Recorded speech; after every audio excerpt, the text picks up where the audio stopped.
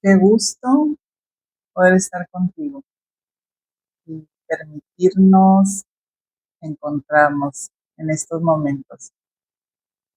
Gracias, Padre, por darme la oportunidad y el tiempo que me uses para que le pueda llegar tu palabra a cada persona que pueda estar viéndolo y escuchándolo. Y gracias te doy a ti por tomarte el tiempo, porque puedas regalarte a ti mismo, a ti misma, este tiempo y que conozcas a Dios Padre, Dios Hijo y Dios Espíritu. Hoy les quiero hablar vida nueva y vamos a iniciar por donde nos lleve Jesús.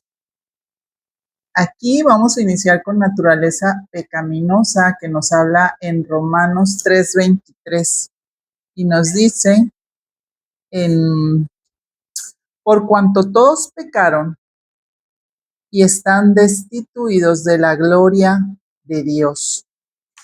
Aquí que nos dice en mis anotaciones, todos estamos en la misma batalla, es rehusar darle la gloria a Dios. ¿Qué quiere decir destituido? Porque aquí nos habla destituidos de la gloria de Dios. Es estar privado, destituido quiere decir estar privado, separado. El pecado nos ha alejado del propósito y la presencia de Dios. ¿Qué significa pecado? Es aquel poder misterioso, primordial, que se opone por naturaleza a Dios y a su buena voluntad para con el hombre. Errar, salir del camino, andar perdido, ciego. El pecado consiste en cualquier infracción de las normas que salvaguardan la vida normal, o sea, la comunión entre Dios y el hombre. Y seguimos Romanos 6:23. Mira lo que nos dice en Romanos 6:23. Romanos 6:23. Porque la paga del pecado es muerte, mas la dádiva de Dios es vida eterna en Cristo Jesús, Señor nuestro. Así nos habla el Padre. ¿Qué nos dice en Romanos 6:23? Cuando alguien ves que hiere a alguien o comete un acto criminal, ya sea que quite la vida o ultraje a una mujer o a niños, dices que pague con su vida, que sería eso lo justo, ¿verdad? Pues no nos asombremos cuando Dios habla de la paga del pecado, que es la muerte, porque sí podemos nosotros apuntar y decir, ok, este hizo esto malo, se lo merece, aplíquenle toda la ley, pues es lo mismo. No quedemos espantados cuando Dios, ¿verdad?, nos habla y nos dice aquí, la paga del pecado es muerte, pero no es muerte aquí. Yo creo que esa queda cortita con lo que realmente nos quiere decir Dios. Porque mira, mas la dádiva de Dios es vida eterna. Entonces también hay una muerte que no va a haber más, solo aquí y punto. Tu vida, lo que eres en espíritu, si lo has trabajado, si te has ocupado y no preocupado, porque una cosa es que te preocupes y quedes nada más con la preocupación y no hay más allá. es llevarlo a la acción, es activarte, es alimentar tu espíritu. Pues tu espíritu no va a trascender, no va a ir a la eternidad. Eso nos dice el Padre, es muy claro. Y aquí lo extraordinario es lo que nos ofrece Dios, vida eterna, en quien nos dice, en nuestro precioso Cristo Jesús, esa vida eterna que merece todo al que Dios lo llame su hijo. Eres hijo de Dios, eres hija de Dios.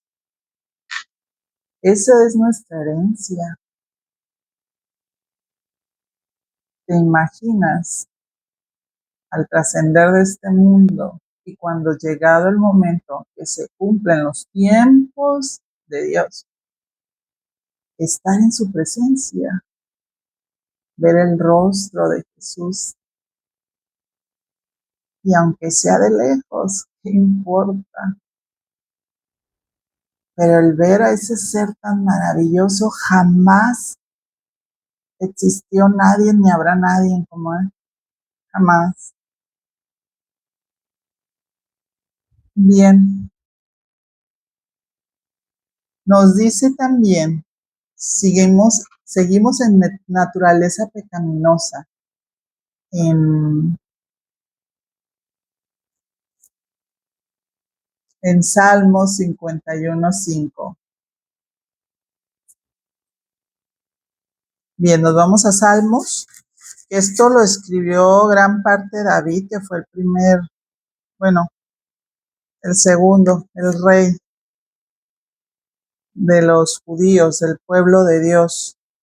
Isaías 51:5, mira cómo nos habla de esa naturaleza pecaminosa. 51:5. Cercana está mi justicia, ha salido mi salvación, y mis brazos juzgarán a los pueblos. A mí me esperan los de la costa, y en mi brazo ponen su esperanza.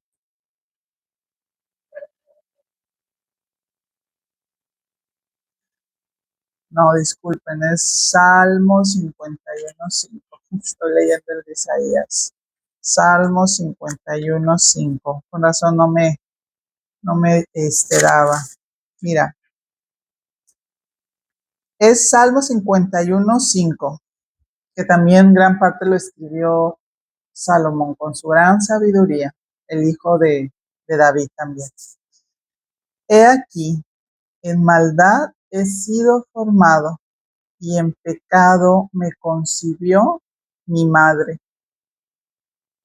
Aquí en mis notas pongo, cuando dice he aquí, ahí hay revelación. Ahí nos dice, observa cómo desde el origen ya había maldad. Desde el vientre de la mujer, cuando queda embarazada, porque nos habla, ¿verdad? Y en pecado me concibió mi madre. Ya desde entonces, o sea, está muy claro que hay en nuestra naturaleza pecaminosa ese mal que tenemos nosotros, ¿verdad? Pues que asumir nuestra condición de humanos, esa condición débil, esa naturaleza caída, para darnos cuenta, ser conscientes y tomar la mejor decisión, que es creer en Jesús. Miren, lo que nos dice ahora, vamos a pasar, nos habla de Jesús murió por todos. Vámonos a Mateo. ¿Qué nos dice Mateo 16:21? Recordemos que Mateo fue uno de sus discípulos, era un cobrador de impuestos. 16:21. cobrador de impuestos, pero curiosamente él era judío y se cambió de bando en el tiempo de los romanos, siendo el que cobraba los impuestos a su propio pueblo. Por eso era repudiado, despreciado y apartado de su raza. Pero a él eso no le importaba, él quería más. Sin embargo, al ver a Jesús, él se rindió ante Jesús. Y con solamente unas palabras, Jesús lo vio y le dijo, sígueme. Y Mateo lo siguió, dejó todo, todo es todo, porque Jesús iba de una parte a otra como nómada, se pudiera decir, y todos sus discípulos pues lo seguían, donde él dormía ellos dormían. Pero qué bello, como decía David, yo estoy acostumbrado a dormir debajo de las estrellas. Bien, ¿qué nos dice Jesús? Bueno, en Mateo, que estamos hablando que es Mateo 16:21, desde entonces comenzó Jesús a declarar a sus discípulos que le era necesario ir a Jerusalén y padecer mucho de los ancianos, de los principales sacerdotes y de los escribas, y ser muerto y resucitado al tercer día. Jesús aquí solo le hablaba ya a sus discípulos, a los más allegados a él, a los de confianza. Él hablaba de lo que ya iba a suceder, lo declaraba. Al padecer mucho, él lo sabía. ¿Y de quiénes? Pues de los sacerdotes, ¿no? Como lo dice aquí, los que tenían en ese tiempo bajo su mando la ley, que aplicaban la ley de Moisés, pero toda distorsionada a su conveniencia, a la forma de ellos de saber que si el pueblo, ¿verdad?, daba sacrificios de borregos, de cabritos, de ovejas, de pichones, de palomas, a todos esos sacerdotes les convenía, porque decía, mientras el pueblo peque, ¿qué va a hacer? Va a venir a darnos sacrificios. ¿Y quiénes somos los beneficiados? Pues ellos mismos, ¿verdad? Que les llevaban ofrendas, ofrendas, ofrendas. Entonces era un círculo súper vicioso. Bien, aquí en mis notas lo que puse de Mateo 16:21, cuando dice, desde entonces comenzó Jesús, pero vamos a ver ese desde entonces. Él estaba en un lugar desierto de la ciudad llamada Betsaida. En ese lugar había hablado a más de 5,000 hombres sobre el reino de Dios y había sanado enfermos, incluso alimentó, eso fue también otro de sus milagros, alimentar a todo ese número de personas, hombres, mujeres, niños, ancianos, todos los alimentó porque se compadeció de ellos, porque ellos dijeron, supimos que Jesús va a ese desierto, a ese lugar, vamos a seguirlo, porque tenían hambre, sed, necesitaban que su corazón estuviera ardiente y conectara con Dios. Y mira, siguiendo con esto, dice, Jesús solo a sus discípulos les hablaba de lo que les iba a pasar. Cuando él habla aquí, que dice, le era necesario ir a Jerusalén, ¿a ti qué te es necesario? Cuando te enfermas, ¿es necesario que vayas al doctor? O si estás embarazada, ¿te es necesario que te revise un doctor para que nazca bien ese bebé? Si tu hijo está en la cárcel, ¿te es necesario visitarlo para saber si está bien, si está completo, si al menos come? ¿Qué te es necesario para que dejes de pensar en tus deseos, en tus pasiones y pensamientos oscuros y hagas lo que no te lleve al pecado. A Jesús le era necesario cumplir a pesar de que le esperaba la muerte. Él lo sabía y no lo detenía nada, ni el miedo a morir, menos el dolor que le harían sentir. O cuando te haces una cortadita en la mano y te cae jabón, te arde, ¿verdad? Este pasaje habla de que él padeció y dice ir a Jerusalén y padecer mucho. Ahora este dolor que tú sientes, ¿verdad? En la mano, porque te arde cuando tienes una cortadita, oh, dices Dios. Bueno, ese dolor multiplícalo por n veces. Y así no creo que vayamos a dimensionar lo que Jesús padeció. Lo que Jesús traía era dolor físico, era del alma, por nosotros, tan faltos de fe. Y en el corazón, porque en un momento, ya él en la cruz dice, Padre, ¿por qué me has abandonado?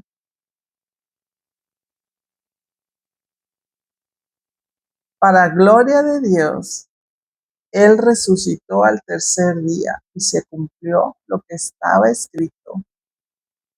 Vámonos igual, seguimos que Jesús murió por nosotros y es en Filipenses 2, 7, 8. Vamos a ver qué nos dice en Filipenses. Ya este de Filipenses lo escribe Pablo. Pablo que también se convirtió, era acérrimo enemigo de todo el que creía en Jesús. Él mismo los mandaba a ejecutar, él mismo presenciaba su muerte. Y mira qué cambio fue el de él.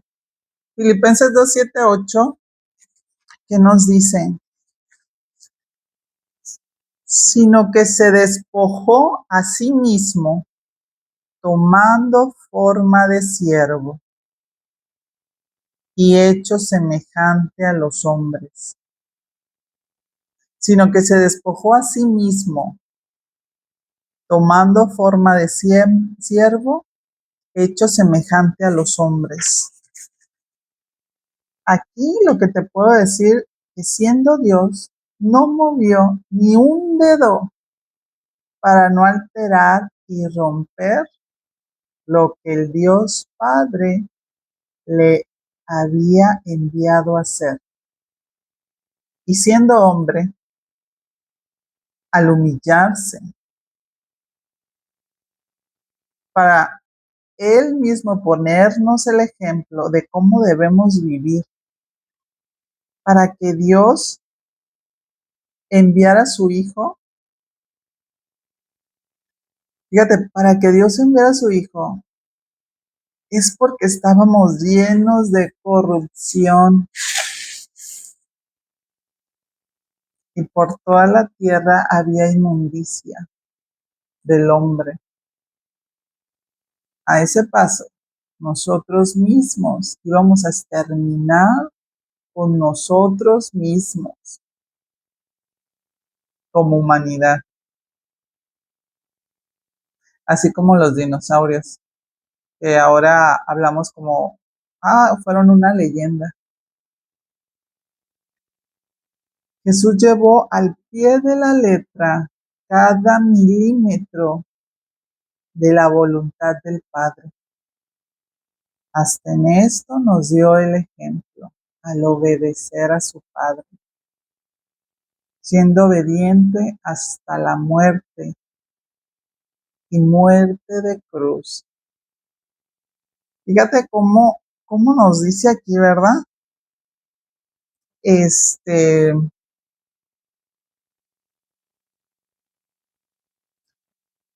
Y estando en la condición de hombre, se humilló a sí mismo, haciéndose obediente hasta la muerte y muerte de cruz. Veamos cómo es la muerte de cruz, porque es interesante concientizarnos y saber qué eso significa, muerte de cruz. Aquí lo tengo para, para poderlo entender. Mira, cuando una persona era crucificada, su cuerpo sufrió un colapso físico extremo. El mecanismo de muerte era una combinación de asfixia y shock o un infarto, donde el cuerpo no perdía la respiración de golpe, sino que moría lentamente por la agonía y la falta de aire. La ciencia médica detalla que le, que le pasaba al cuerpo en la cruz a través de los siguientes procesos. La trampa de la respiración al colgar con los brazos extendidos y clavados, el peso del cuerpo tiraba hacia abajo. Esto obligaba a los músculos del pecho a mantener las costillas expandidas. El cuerpo quedaba atrapado en una posición donde podía tomar aire, pero le era casi imposible soltarlo. O sea, podía tomarlo, pero el exhalarlo, el tirarlo, no era así que se produce de una manera automática. El esfuerzo agonizante para poder exhalar y expulsar el dióxido de carbono, la víctima tenía que hacer un esfuerzo sobrehumano, empujar su peso hacia arriba, apoyándose en los clavos de los pies y al mismo tiempo jalarse con los brazos. O sea, empujaba era un dolor porque sus pies ya estaban clavados de Jesús. Y jalar también con sus brazos para ese aire poderlo tirar. Era otro dolor de las manos. Había un agotamiento total. Dice, cada vez que el crucificado quería respirar, su espalda herida se raspaba contra la madera y el dolor en los clavos era insoportable. Al paso de las horas, los músculos se acalambraban, los pulmones se llenaban de líquido y la víctima quedaba demasiado exhausta para poder levantarse. El colapso del cuerpo. Al no poder seguir impulsándose para exhalar, el cuerpo entraba en asfixia, lo que provocaba un paro cardiorrespiratorio o un shock fatal, falla de todos los órganos por falta de oxígeno y pérdida masiva de sangre. La sangre, esa sangre preciosa de Jesús. Esto padeció él, esto él sufrió. Miren, continuamos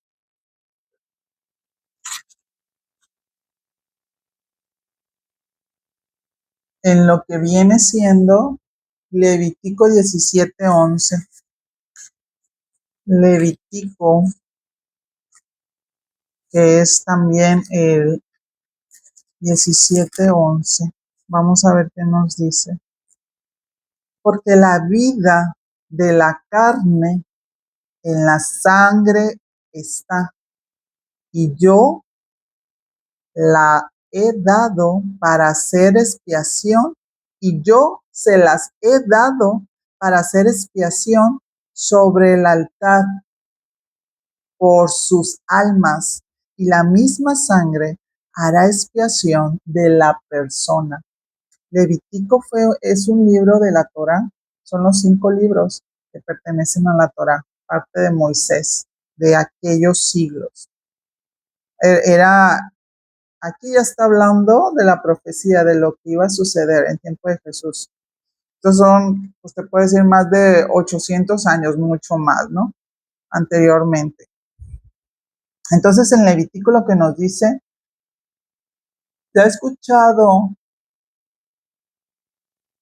te ha tocado escuchar que dicen, se desangró y por eso ya no vivió. Pues ahí está la vida en la sangre. Aquí Jesús nos dice, yo se las doy Qué precioso nuestro Señor. Miren lo que significa expiación. Es el sacrificio perfecto provisto por Dios mismo por su muerte expiatoria. Es el sacrificio perfecto. ¿Quién es el sacrificio perfecto? Es Jesús.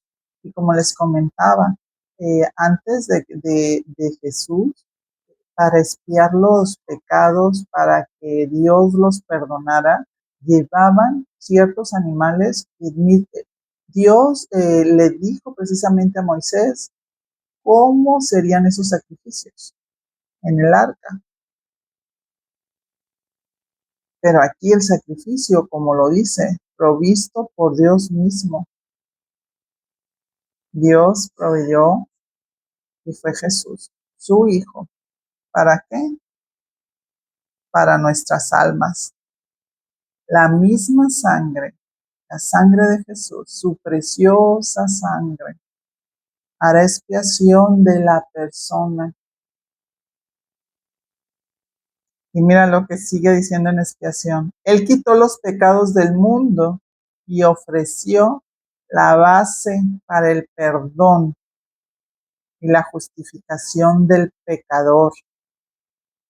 Fue la muerte de Jesús el día de la expiación. Eso fue cuando Jesús estuvo en la cruz y ahí murió. Ese día fue el día de la expiación, del sacrificio, pero también de la salvación. Todo en un mismo día, todo en ese mismo momento. Y se rompió el velo. Y cuando dice se rompió el velo, es porque anteriormente esa arca era el tabernáculo, era una carpa grande que Moisés había hecho un primer velo donde ahí sacrificaban para expiación, ¿verdad? De pecados y sacrificio y ofrenda a Dios. Y había un segundo velo. Ahí no podía pasar cualquiera, ni los sacerdotes de aquellos tiempos. El que pasaba y tenía pecados en ese momento fulminante moría, incluso los sacerdotes. Ese era un segundo velo. Por eso dice, y se rompió el velo. ¿Por qué? Porque ya tenemos acceso al Padre. Ya no hay que tener ese cuidado, ese de decir, ¿cómo le hago para llegar al no? A través de Jesús, y lo vamos a ver.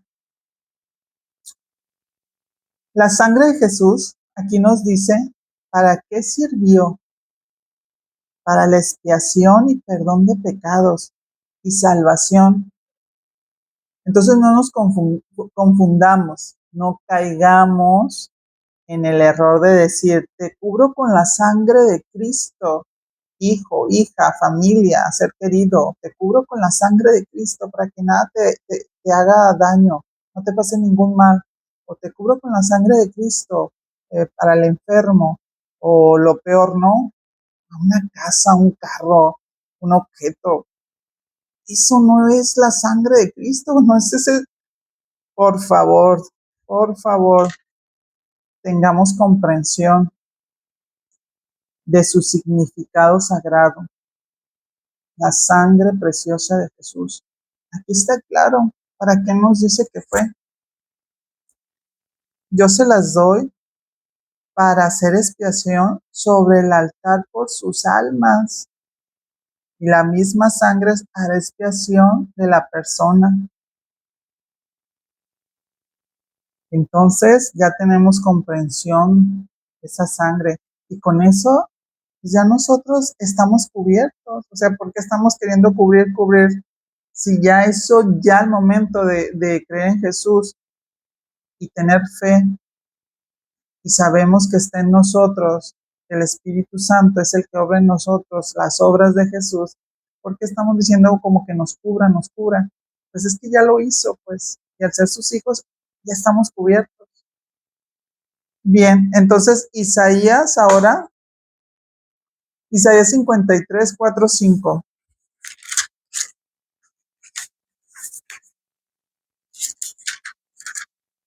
53, Isaías 53, 4, 5. Ya les iba a leer otro, por eso me río.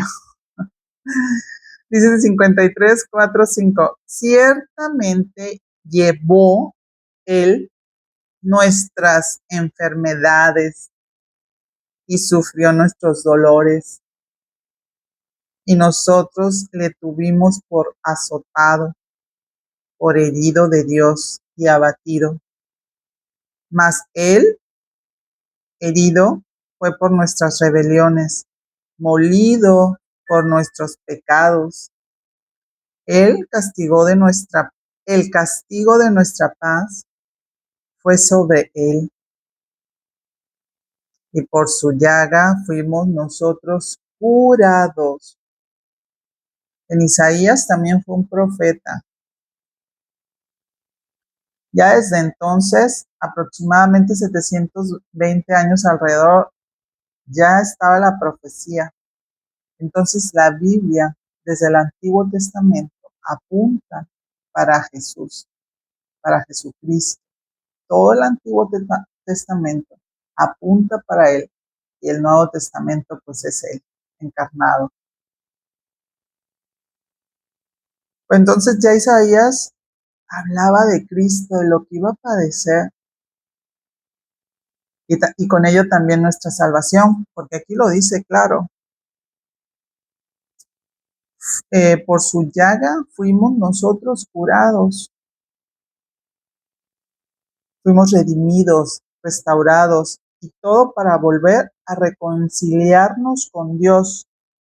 Y lo mejor, que nuestro estatus cambió, porque siendo, como lo mencionan en Génesis, que Dios hizo al hombre a su imagen y semejanza, como una criatura a su imagen. Fíjate cómo cambió nuestro estatus de siendo pecadores, porque Jesús, que vino y murió por nosotros, al morir y darnos salvación, ¿verdad?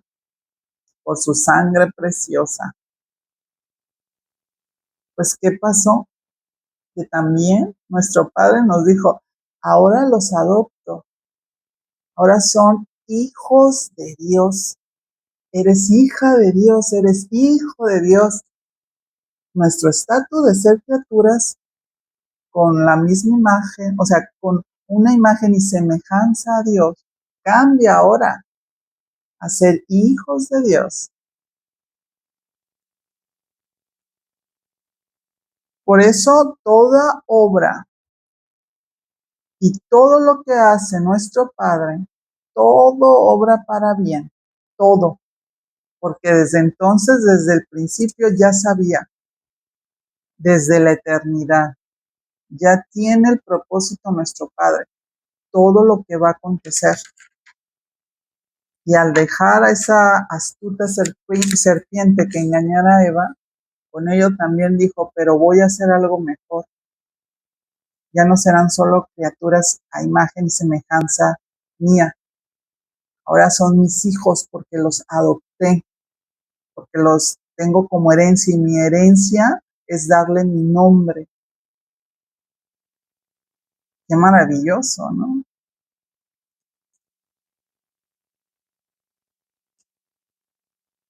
Los tiempos de cumplimiento son solo de Dios. Todo está en la eternidad. Lo que pasó, este presente y lo que va a pasar. Por eso no desesperemos,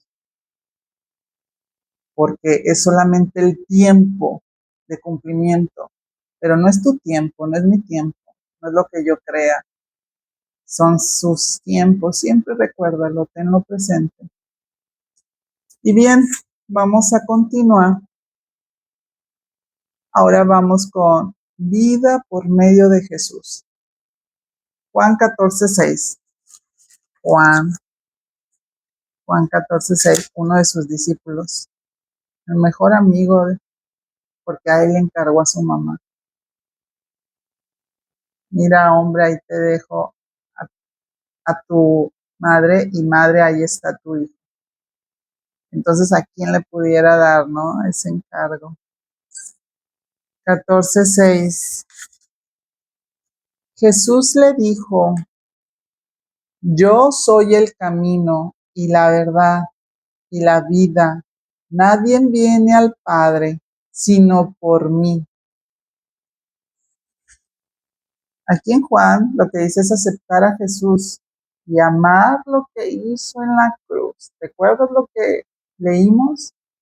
Todo lo que se padece al morir en una cruz es agonizante.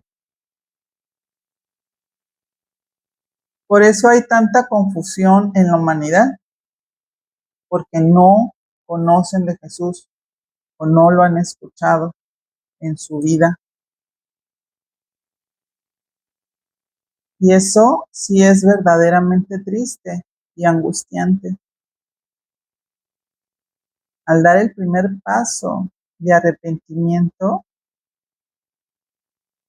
ya vas por el camino que te lleva a Jesús para darte la verdad y la vida, vida que solo Él produce y en abundancia. Lo maravilloso es que Jesús es el que nos revela al Padre. Así lo dice: nadie viene al Padre sino por mí. ¿Cómo nos ama, no? Jesús se entregó por nosotros. Desde la eternidad, Él ya nos conoce. Él ya sabe cómo somos la humanidad. Pero su amor no cambia. Su amor es inmutable. Y que Él nos da acceso al Padre en todo momento. A Dios Padre. Eso es un privilegio. No es cualquier cosa. Bien, seguimos. Vida por medio de Jesús y continuamos con Romanos 5, 6, 8. Romanos 5, 6, 8. Porque Cristo, cuando aún éramos débiles, a su tiempo murió por los impios, los pecadores. Ciertamente, apenas morirá alguno por un justo. ¿Alguien habremos conocido que muere por un justo? Con todo, pudiera ser que alguno osara morir por el bueno. Mas Dios muestra su amor, es el amor de Dios, para con nosotros, en que siendo aún pecadores, Cristo murió por nosotros. Aquí nos está hablando ya nuestro Padre, ¿verdad? Sabemos que es la palabra de Dios, lo más sagrado que podemos tener de Él, la palabra de Dios y al Espíritu Santo en nosotros. Entonces aquí lo que nos dicen Romanos,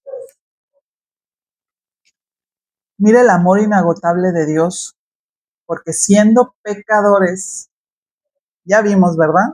Que desde el vientre de nuestra madre traemos la naturaleza caída. Es su amor, porque nos dio a su único hijo. ¿Para qué? Para estar en comunión otra vez con Él.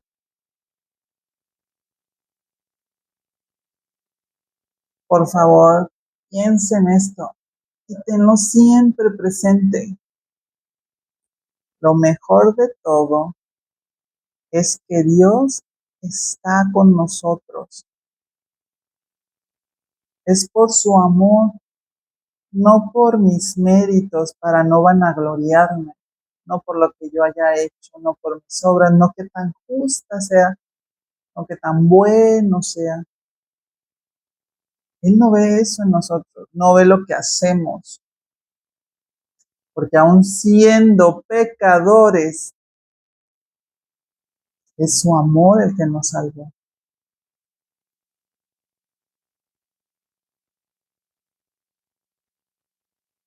Y este es un nuevo pacto. Nada pudiéramos como humanos jamás, óyelo bien, igualar este poderoso sacrificio de Jesús. ¿Con qué amor nos ama, no? Si bien vida por medio de Jesús. Continuamos ahora con Isaías 53:6.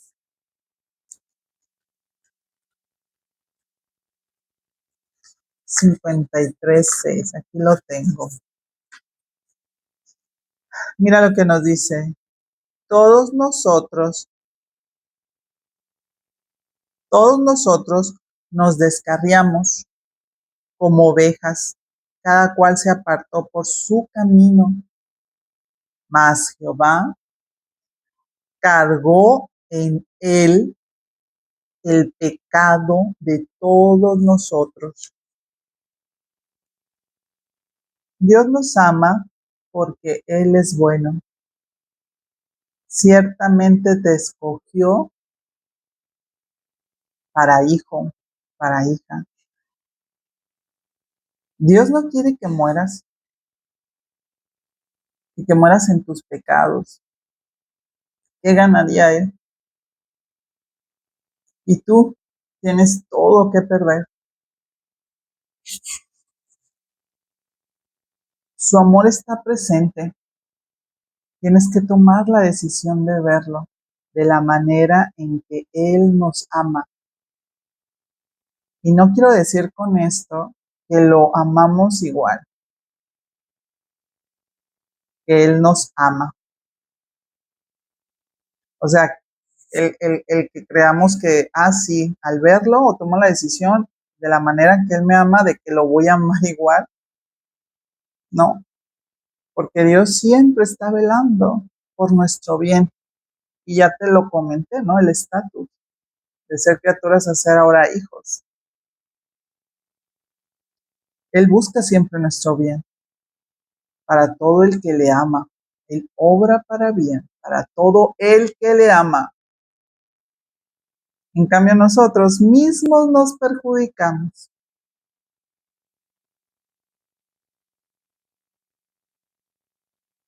Por eso Él cargó con nuestros pecados. Y bien, continuando ahora, creación nueva. Vamos a Marcos, ya por último, Marcos 1:15, lo que nos dice en creación nueva. Aquí lo tengo, Marcos 1:15, diciendo, el tiempo se ha cumplido y el reino de Dios se ha acercado. Arrepiéntanse y crean en el Evangelio.